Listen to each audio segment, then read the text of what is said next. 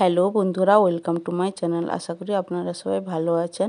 আজ আপনাদের সঙ্গে নরম তুলতুলে সুস্বাদু দুধ পুলির পিঠা রেসিপি শেয়ার করতে এসে গেছি।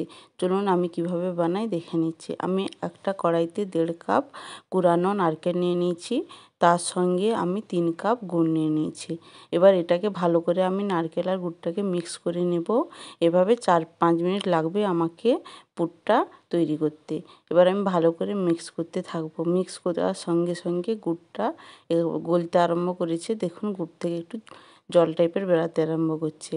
এবার এটা ততক্ষণ পর্যন্ত নাড়তে থাকবো যখন এর একটা চিটচিটে ভাব এসে যাবে, তখন আমাদের পুরটা তৈরি করা হয়ে যাবে।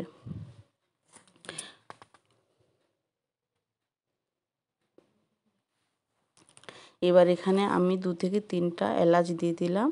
এটা ভালো করে আমি মিক্স করে নেব পুরের সঙ্গে। এবার দেখতে পাচ্ছেন পুরের কালারটাও ধীরে ধীরে চেঞ্জ হতে আরম্ভ হয়েছে।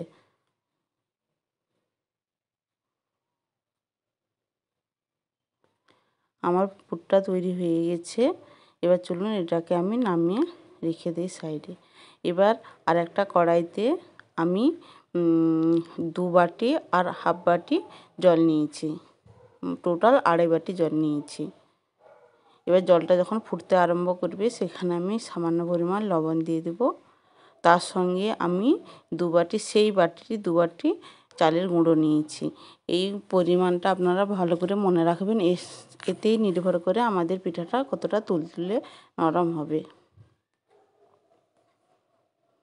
আর বন্ধুরা, আপনারা চেষ্টা করবেন সিদ্ধ চাল আর আতপ চাল যেন হাফ হাফ থাকে। দিলে কী হবে, পিঠাটা খুব সুন্দর টেস্ট হবে খেতে আর নরমও থাকবে। এবার দেখুন এটা আমার তৈরি হয়ে গেছে। এবার আমি ঢাকিয়ে এটা 10 মিনিট রেখে দেবো। 10 মিনিট পরে দেখতে পাচ্ছেন। এবার এটা গরম থাকতে থাকতে আমাদেরকে এটাকে মাখিয়ে নিতে হবে।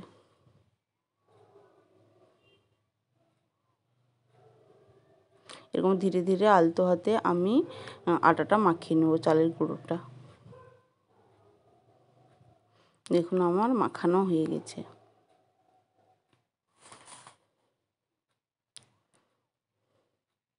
এবার এখান থেকে আমি পুলি তৈরি করে নেব। এবার আমি কিভাবে পুলি তৈরি করছি দেখুন। এবার সামান্য পরিমাণ আমি নিয়ে নেব, দিয়ে লেচি তৈরি করব।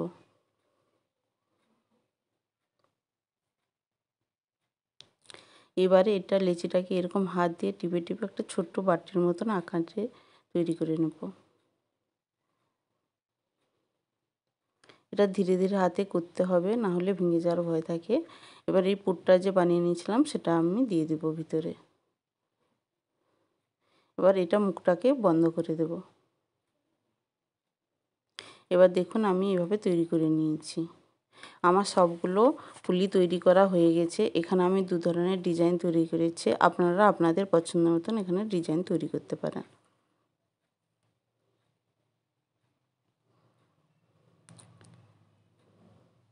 এবার আমি কড়াইতে 1 লিটার ফুল ক্রিম দুধ নিয়েছি।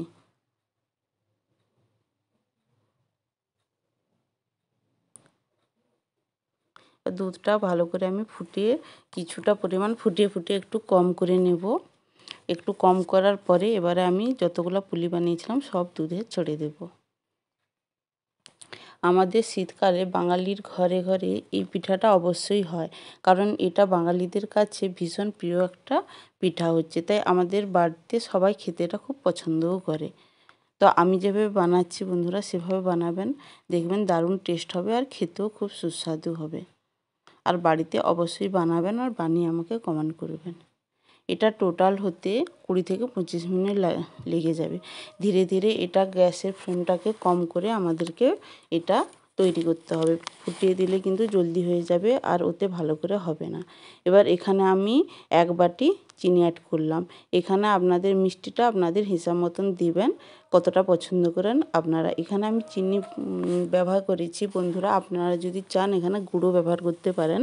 গুড় যদি ব্যবহার করেন কিন্তু এই সময় দেবেন না, তাহলে লাস্টের দিকে গ্যাসের ফ্লেমটাকে একটু অফ করে দিবেন, না হলে দুধটা কেটে যাওয়ার খুব ভয় থাকে। এভাবে আমি ধীরে ধীরে মাঝে মাঝে নাড়তে নাড়তে পিঠাটা তৈরি করে নেব। দেখতেই পাচ্ছেন কেমন দুধটা ফুটতে আরম্ভ করছে আর ধীরে ধীরে ঘনও হচ্ছে। আমার কিন্তু পিঠাটা তৈরি হয়ে গেছে। এরকম থাকতে থাকতে আমাকে বন্ধ করে দিতে হবে, না হলে এটা বসে যাবে না, না হলে একদম গাঢ় হয়ে যাবে। দেখতেই পাচ্ছেন কালারটাও খুব সুন্দর আসছে। আপনাদেরকে কেটে দেখাচ্ছি কত সুন্দরভাবে কেটে যাচ্ছে, দেখুন কতটা নরম হয়েছে। আপনারা বন্ধুরা বাড়িতে অবশ্যই বানাবেন। পুরো ভিডিওটা দেখার জন্য থ্যাংক ইউ। লাইক শেয়ার অবশ্যই করবেন আর প্লিজ আমার চ্যানেলটাকে সাবস্ক্রাইব করে দেবেন। Thank you.